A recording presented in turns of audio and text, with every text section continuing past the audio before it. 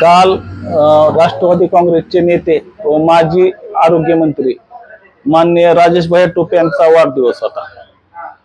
माग 2019 ते 22च्या काळात ते महाराष्ट्राचे उत्कृष्ट आरोग्य मंत्री म्हणून त्यांनी काम केलेलं होतं।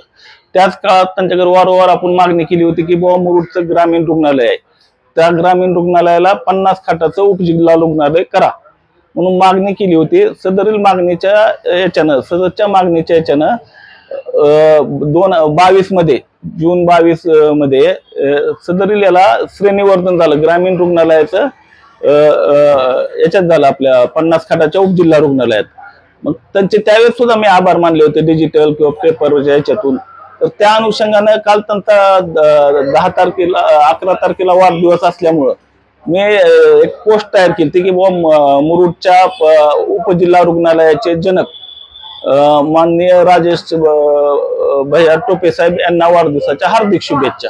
ती पोस्ट मी सोशल मीडियावर व्हायरल केली किंवा काही वैयक्तिक याच्यावर माझ्याकडे काही ग्रुप आहेत लोकप्रतिनिधीचे त्यांच्या याच्यावरही केली। त्या अनुषंगानं काल दुपारी 1 वाजता लातूर ग्रामीणचे आमदार रमेश कराड यांचा मला फोन आला। त्यांनी मला म्हणले की तुम्ही अशी पोस्ट टाकली। म्हणलं काय पोस्ट टाकली? तर त्यांचं म्हणणं आलं की तुम्ही ती जी ग्रामीण रुग्णालयाचं आहे ती चुकीची पोस्ट टाकली। मी म्हणलं चुकीची काय? म्हणलं त्याला 2019 ते 22च्या काळात महाविकास आघाडीचं शासन होतं। त्या काळात राजेश भाई टोपे होते, त्यांनी त्या काळात त्याचं श्रेणीवर्धन करून ग्रामीण रुग्णालयाचं हे केलं, म्हणलं काय उपजिल्हा रुग्णालयात रूपांतर केलं म्हणलं। त्याच्यानंतर आता महायुती शासनाच्या काळात महायुती काळात मागच्या सरकारमध्ये त्याला निधी दिला गेला म्हणलं। म्हणजे हे श्रेणीवर्धन त्यांनीच केलेलं आहे, त्याचा पाठपुरावा केलेला आहे मी, त्याच्यासाठी कागदपत्र सुद्धा माझ्याकडे आहेत। तर त्यांनी मला म्हणले की लय शहाणपणाच्या गोष्टी बोलायच्या नाहीत। मी त्यांना म्हणलं की शहाणपणाच्या की असं आपलं बोलणं शोभत नाही, आपण सन्माननीय आमदार आहात की लय शहाणा बनवू नको अशी त्यांनी भाषा वापरली। त्याच्यानंतर फोन कट झाला। त्याच्यानंतर त्यांनी काय केलं की एक मेसेजही केला म्हणजे माझ्या याच्यावर।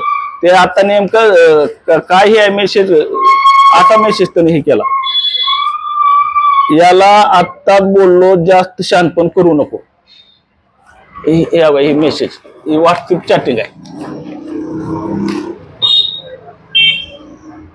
मग मी त्यांना त्या हिशोबाने म्हणलं तुम्ही आमदार आहात, भाषा व्यवस्थित वापरा, मला पण भाषा वापरता येते, परळी नाही लातूर आहे। मग त्यांनी सरळ जी मला मेसेज केला होता ती वरचा डिलीट केला। त्यांना माझं एकच म्हणणं आहे की राजकारणात जी हे असते सार्वजनिक कामं हे एखाद्या प्रोसेस जी असते ती 5-10 वर्षाची असते। एखादं सरकार येतं, एखादा लोकप्रतिनिधी येतो जातो, पण ते एखादं मोठा योजना होण्यासाठी 5-10 वर्षाचा काळ जातो। त्या काळामध्ये लोकप्रतिनिधी हे वेगवेगळे होतात। मी आता जिल्हा परिषद पंचायत समितीच्या माध्यमातून माझ्या मुरुडच्या याच्यासाठी ही योजना आणण्यासाठी मी बी पाठपुरावा केलाय।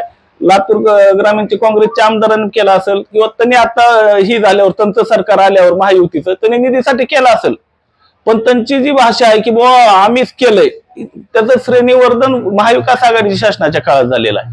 त्याच्यामुळं त्यांची जी भाषा आहे की ही म्हणजे आता ते ह्या मतदारसंघाचे आमदार हे लोकप्रतिनिधी असतात, जनतेचे सेवक असतात, पण त्यांना ह्या मतदारसंघात लातूर ग्रामीणचं मालक झाल्यासारखं वाटायलेलं आहे।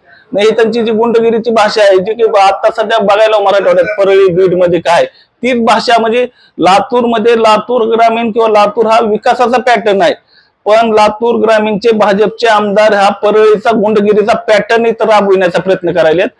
त्याच हिशोबानं अधिकारी असेल, पदाधिकारी असेल किंवा सर्वसामान्याला दमदाटी करण्याचा आमचा हा प्रकार आहे, हा गुंडगिरी वाढण्याचा प्रकार आहे। लातूर ग्रामीण मध्ये यांची गुंडगिरी चालणार नाही।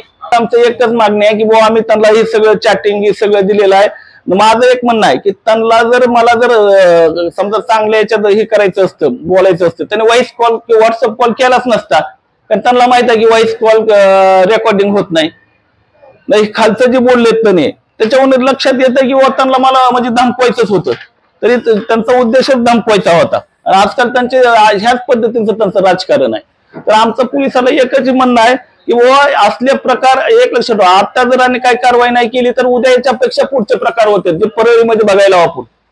परळीमध्ये काय व्हायलंय की असं सगळे प्रकरण दाबत गेले आज तिथं लोकांचे मुर्दे पडायलेत। मग लातूर आता ग्रामीण मध्ये बी काय पोलीस डिपार्टमेंट पदाधिकाऱ्याचे सर्वसामान्यांचे मुद्दे पडेपर्यंत थांबणार आहे का?